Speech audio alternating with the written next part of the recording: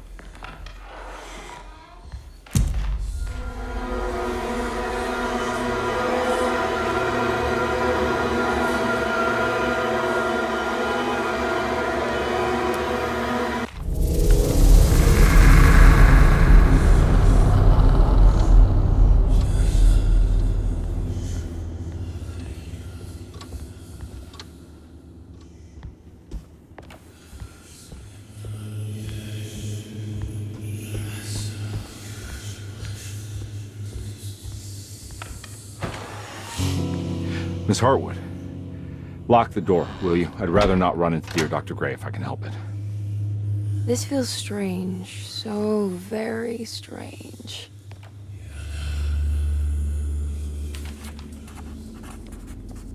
Emily felt detached, as if watching herself from across the room, awkwardly attempting to help Detective Carnby solve the case of her missing uncle. What was happening to her? And why did this place feel so familiar?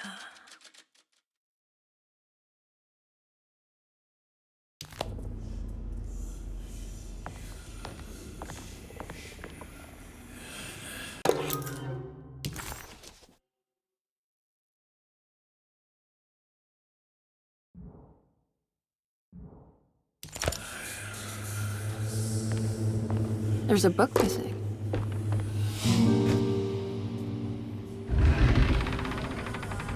A secret door. Looks like it. Careful. Let me go first.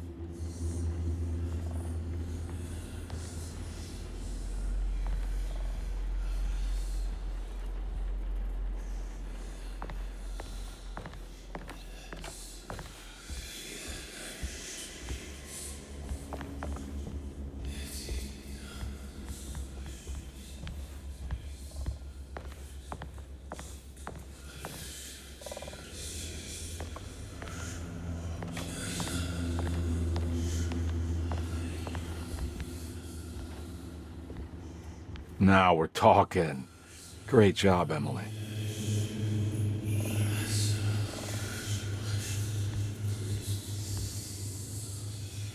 Found anything? Oh, Dr. Gray's in so deep, I knew it. He's as mad as his patients. I mean, look at this. She who can till the soil of this sick world and begin again, the black goat of the woods with 1,000 young. Absolute insanity.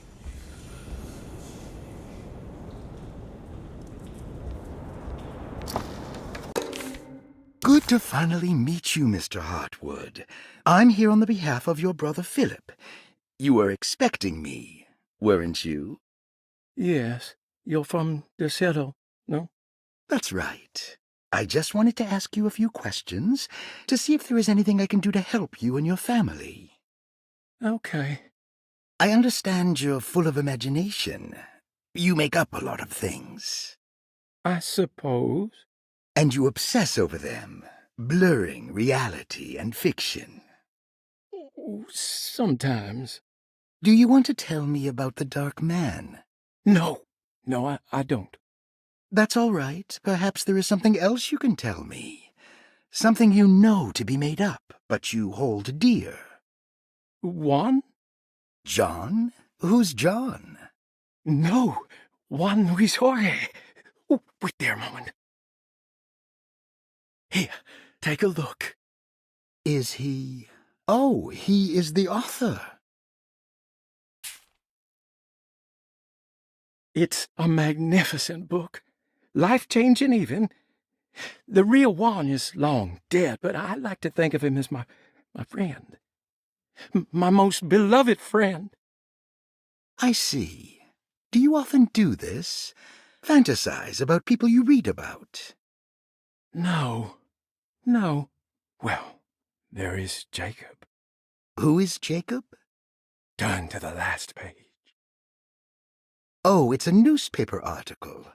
The Prisoner of Ice, Jacob van Ostad. Is he also your beloved friend? Oh, no, Doctor. Not at all. He is the fire that fights fire. Yes, I think it's clear your overstimulated imagination, this mania, needs to be tempered for you to live a normal life. I know your family calls it the Hartwood curse, but I want you to know that there is nothing supernatural about your condition. It's all inside your head. And with that, I'm very qualified to deal with. In time, you will be cured. In time. Yes, in time we will exorcise all your demons, all the dark men. Yeah! Please, Mr. Hartwood, calm yourself. What happened? Oh, don't you worry your little head about it, Miss Hartwood. Your uncle and I just had our first breakthrough.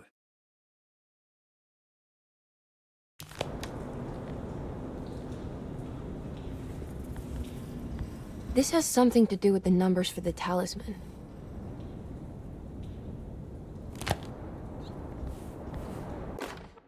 The Snake Dagger, a monograph by Yael Klein. In Ludwig Prin's book on pagan rituals called The Mystery of the Grave, as translated by Nicholas Vachy, there are several references to a sacrificial dagger called the Snake Dagger. It has long been thought of as a poor translation of the original text, that it would be more appropriate with worm dagger from the Latin vermis cultrum. This seems natural following the recent consensus that the original title of Prin's book, De Vermis Mysteris, should literally translate to the mystery of the worm. However, this would take away from Vachy's great effort at translating the underlying meaning of the words and revealing several cultural beliefs. While Prin certainly was using the term worm as a symbol or synecdoche for death and the dead, which is made clear by the contents of the book, in the case of the dagger, we shouldn't be too hasty to dismiss his translation. Reading through Vachy's correspondence with his patron, it appears that he had more than just the Latin text at his disposal. Vachy had dug up Prin's living relatives and uncovered several cross-referenced historical texts and an actual snake dagger. The dagger was dated to the early Middle Kingdom of Egypt and had such a clear shape of a wave that Vachy considered calling it the sinusoidal blade. Knowing the full story, it seems prudent that he chose to translate it as snake and not worm. There are several reasons why this choice of word helps us understand the pagans that Prynne's book attempts to describe.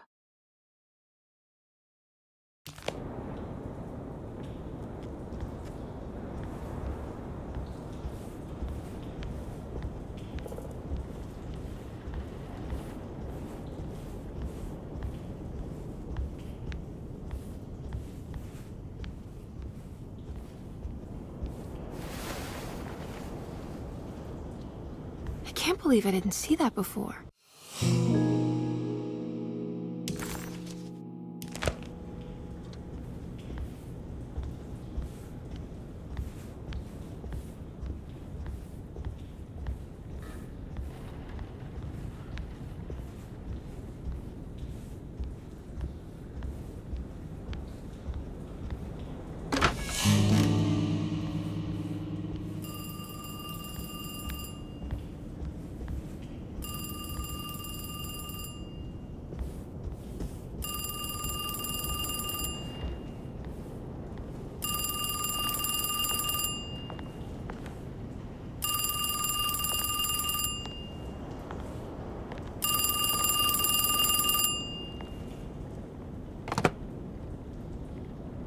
Hello? Who's there? Jeremy? Jeremy is with the Dark Man. You can't save him. Jeremy is with the Dark Man? Where? Who is he? What is the Dark Man? The Hartwood curse. He will come for you too.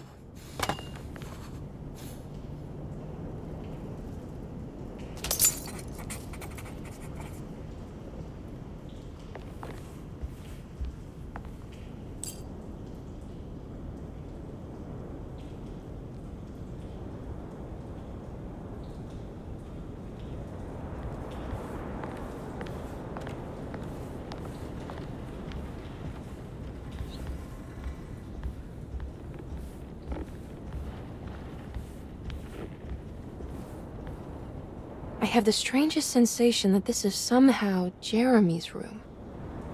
What? No. This is Dr. Gray's private quarters.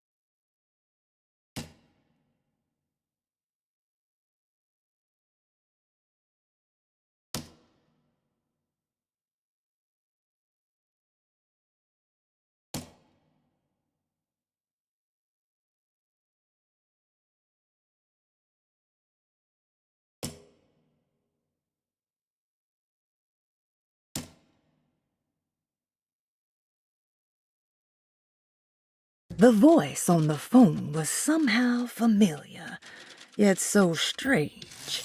Who was that?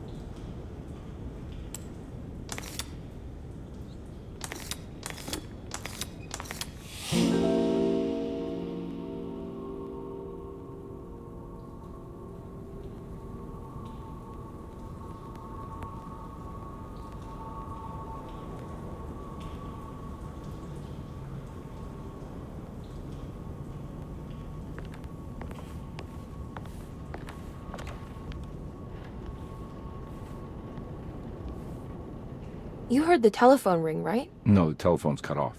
I tried calling the police earlier. Yeah, that's what I figured.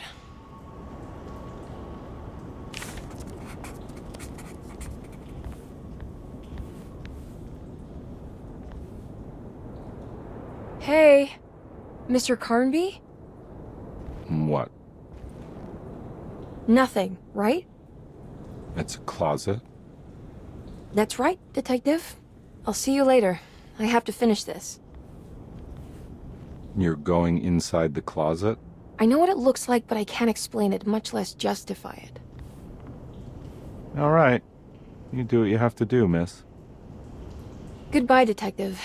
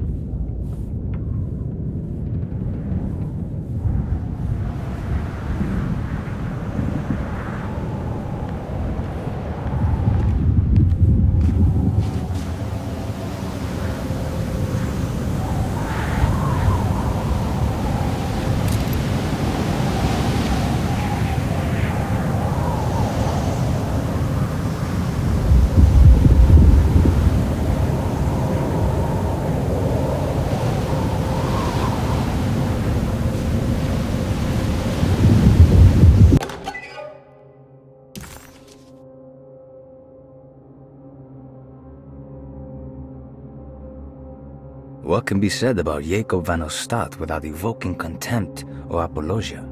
The first piece of information is the obvious. He is not the explorer Jeremy idolized in his youth, but the figment of his imagination.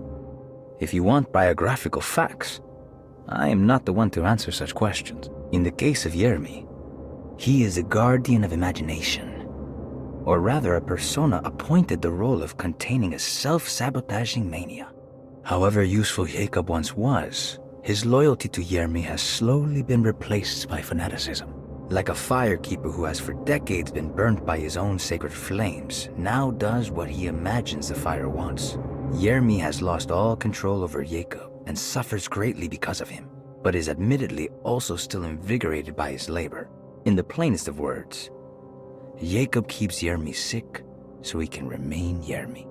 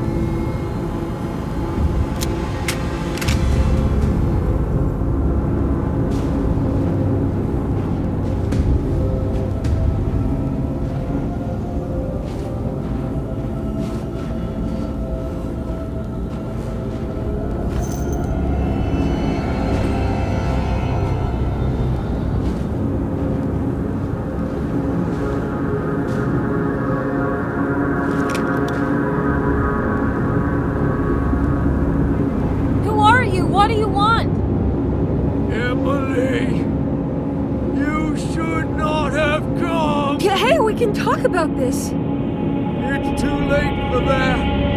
It's too late!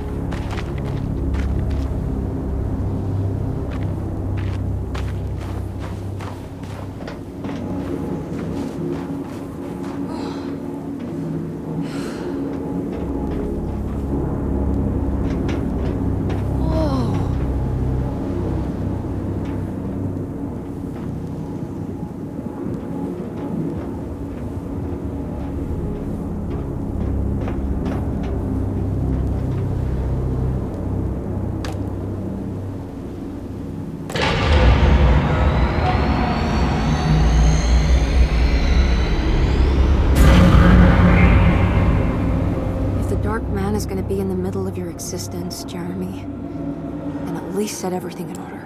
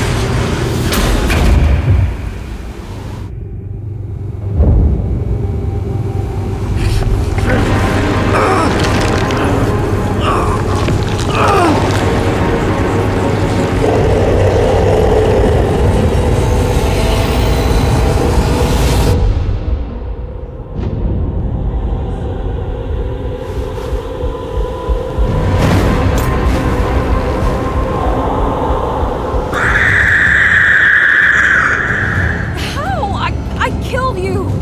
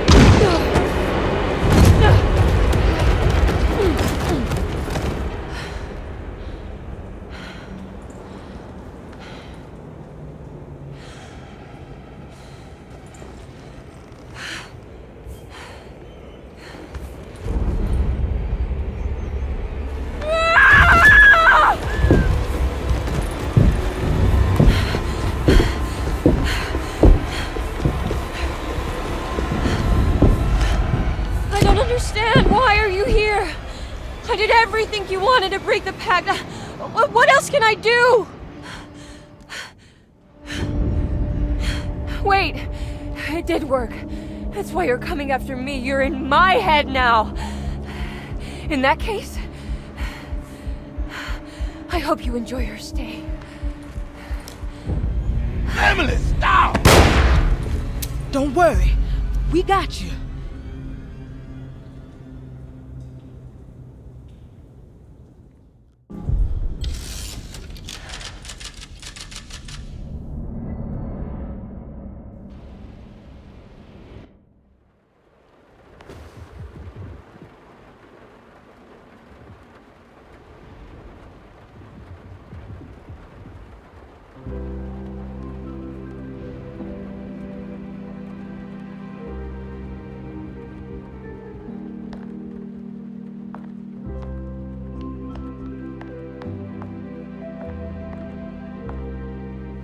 you alone? Or is he in there with you? Miss Hartwood is up! Heard you almost painted the foyer with your own blood and guts. Good to see you still in one piece. Stick around, will you? It's going to be an exciting night.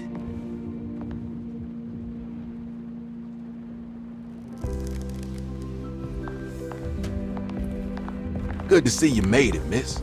And all that ruckus, Lottie gave you a healthy dose of that sleeping juice. Wasn't sure you'd be waking up again. What happened? You had a psychological breakdown. Tried to shoot yourself.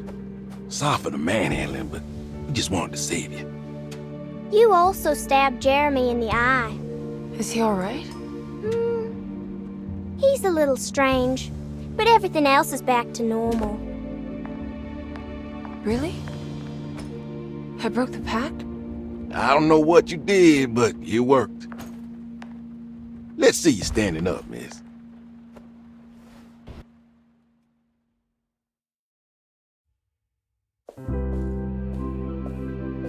Jeremy, are you okay?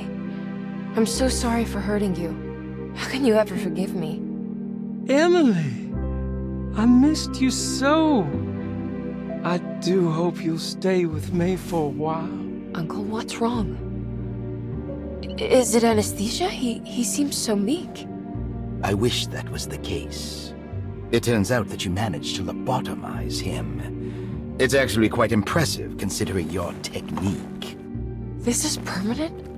You sacrificed a piece of his mind to save the whole. It's a little like treating a bad knee by cutting off the leg. It's blunt, but it works. That's terrible. Perhaps. But at least he won't suffer anymore.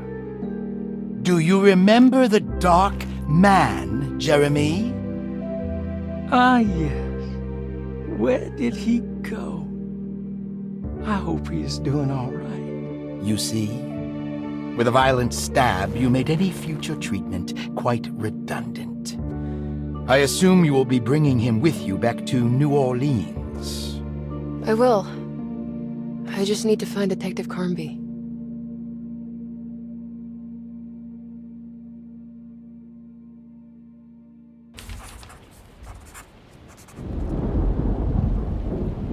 Everything was back to normal. Did any of it really happen? What had Emily actually been doing all night?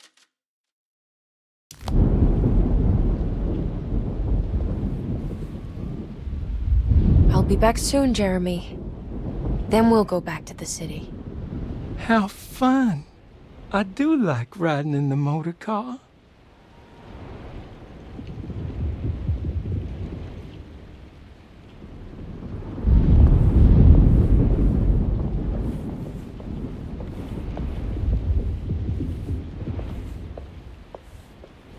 Well done, Miss Hartwood. You officially made Derceto the dullest place in existence again. Oh, thank you. Happy to be of service.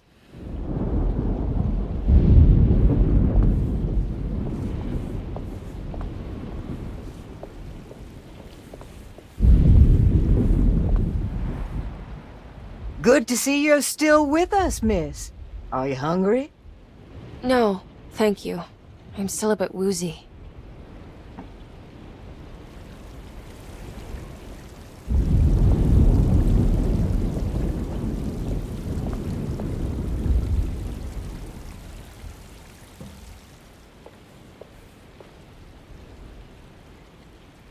I almost forgot this was here. The very heart of Derceto, you know. Almost time to call on her.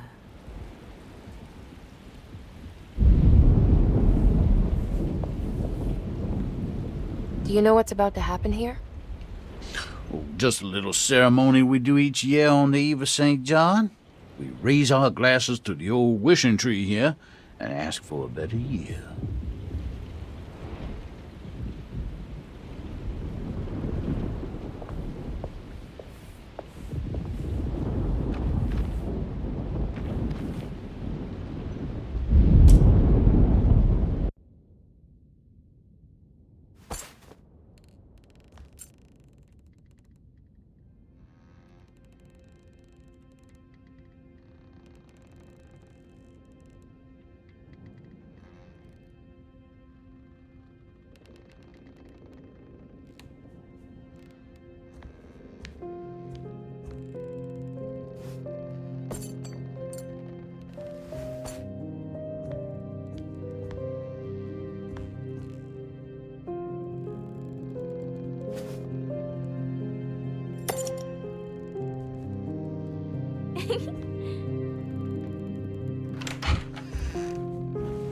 Hey, kid.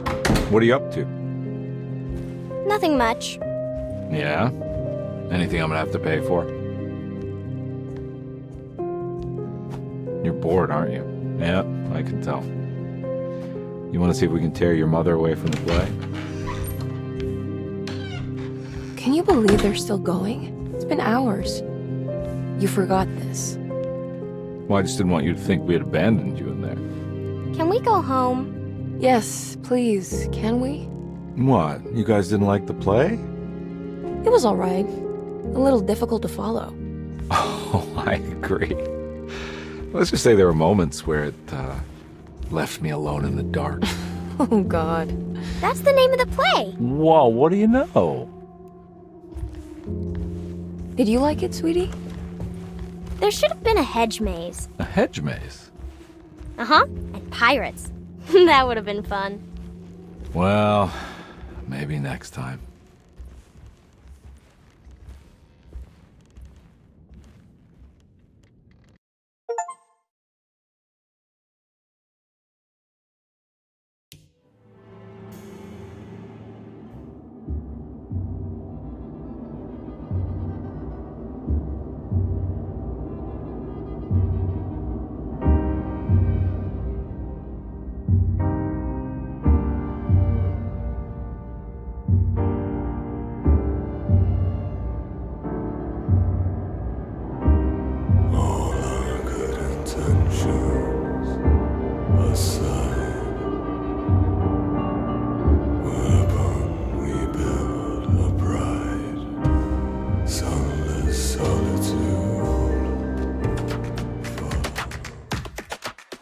If you enjoyed that video, please like and subscribe for more. Or consider checking out one of the related playlists on the channel.